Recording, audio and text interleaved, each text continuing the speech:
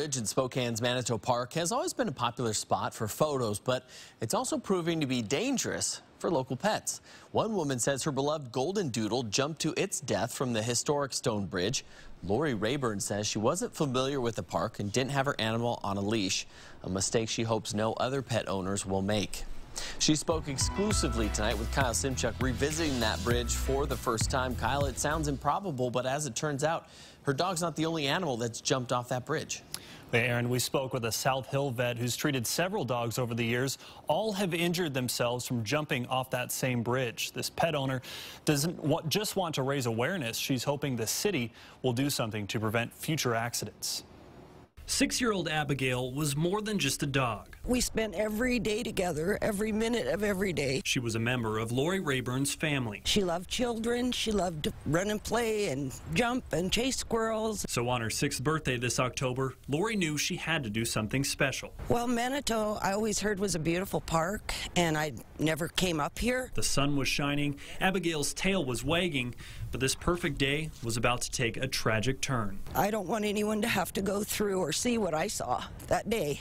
Abigail ran ahead of Lori, and by the time she noticed this sign, Abigail was halfway across the bridge. Lori called her back to leash up, and that's when it happened. I think she thought there was ground on the other side, and she literally leapt off the edge. Abigail fell more than 20 feet. She hit right on that rock. Lori rushed her to a nearby vet, but it was too late. He's pretty sure that she had a brain injury and that she probably didn't even know she was still alive. Veterinarian Stephen Rush thinks Abigail landed on her head.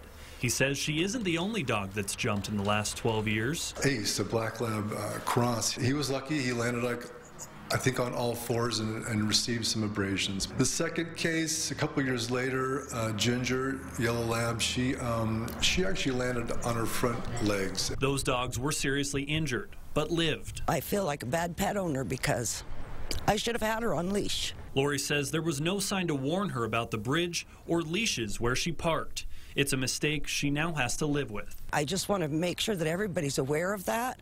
And, you know, if the park department can put up a net or something so that we can stop these animals from jumping off this bridge. She's in rainbow heaven, and she's doing fine.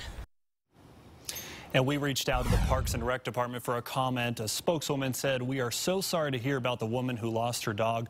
Laws like leash laws are intended to help prevent injury to pets and citizens. The city will consider a review of the historic structure to see if additional safeguards are possible and or wanted."